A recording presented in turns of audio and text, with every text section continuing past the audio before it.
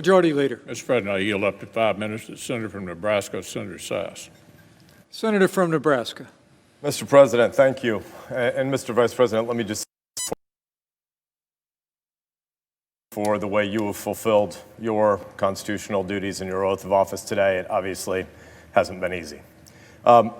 Colleagues, today has been ugly. And when I came to the floor this morning, I planned to talk about the lesson of 1801, because I'm kind of a history nerd. And I wanted to celebrate the glories of the peaceful transition of power across our nation's history. It feels a little naive now to talk about ways that American civics might be something that could unite us and bring us back together. 1801 blew everybody's mind all over the world, by the way. John Adams loses to Thomas Jefferson, and Adams willingly leaves the executive mansion and moves back to Massachusetts, and Jefferson peacefully assumes power. And people all over Europe said, that must be fake news. Those must be bad reports. There's no way any executive would ever willingly lay down power. And yet Adams, in defeat, did something glorious to give all of us a gift. I wanted to celebrate that, and it feels a little bit harder now. This building has been desecrated. Blood has been spilled in the hallways. I was with octogenarian members of this chamber that needed to have troops and police stabilize them to get down the stairs at a time when a lot of our staffs were panicked and under their desks and not knowing what was going to happen to them. It was ugly today. But you know what? It turns out that when something's ugly, talking about beauty isn't just permissible. Talking about beauty is obligatory in a time like that. Why? Why would we talk about beauty after the ugliness of today? Because our kids need to know that this isn't what America is. What happened today isn't what America is. They've been given a glorious inheritance. This is the 59th presidential election. If the vice president wasn't the chair and if the president pro tem was, I'd have made some joke that Chuck Grassley has voted in 2/3 of those 59 presidential elections. He's laughing. It's not as good as Hit Dear, Dear Dead, but it's still got a Grassley laugh. I don't think we want to tell the Americans that come after us that this republic is broken, that this is just a banana republic, that our institutions can't be trusted. I don't think we want that. We don't want that in this body. We don't want that in our hometowns.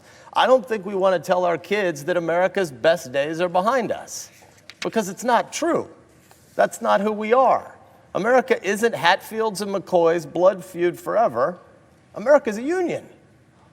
There's a lot that's broken in this country, but not anything that's so big that the American people can't rebuild it, that freedom and community and entrepreneurial effort and that neighborhoods can't rebuild. Nothing that's broken is so big that we can't fix it. Generations of our forefathers and our foremothers, probably not a word, our ancestors, have spilled blood to defend the glories of this republic. Why would they do that? Because America is the most exceptional nation in the history of the world, and because the Constitution is the greatest political document that's ever been written. Most governments in the past have said might makes right, and we saw some of that hooligan nuttery today. Might makes right. No, it doesn't. God gives us rights by nature, and government is just our shared project to secure those rights. America has always been about what we choose to do together, the way we reaffirm our constitutional system, where we've got some governmental tasks, and we all in this body could do better at those governmental tasks, but the heart of America is not government. The center of America is not Washington, D.C. The center of America is the neighborhoods where 330 million Americans are raising their kids and trying to put food on the table and trying to love their neighbor. That's the center of America. We're not supposed to be the most important people in America. We're supposed to be servant leaders who try to maintain a framework for ordered liberty so that there's a structure that back home where they live, they can get from the silver frame of structure and order to the golden apple at the center, as Washington would have said it, which is the things that they build together. The places where they coach Little League, the places where they invite people to synagogue or church. Sometimes the big things we do together are governmental, like kicking Hitler's ass or like going to the moon. Sometimes there is governmental stuff, but the heart of America is about places where moms and dads are raising kids, and we're supposed to serve them by maintaining order and by rejecting violence. You can't do big things like that if you hate your neighbors. You can't do big things together as Americans if you think other Americans are the enemy. Look, there's a lot of uncertainty about the future. I get it. There's a lot that does need to be rebuilt.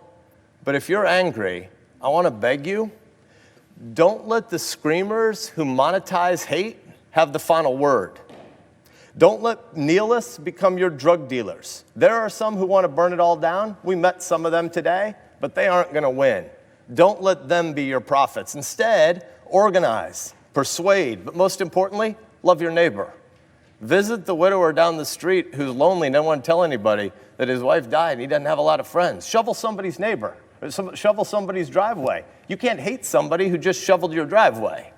The heart of life is about community and neighborhood, and we're supposed to be servant leaders. The constitutional system is still the greatest order for any government ever, and it's our job to steward it and protect it. Let's remember that today when we vote.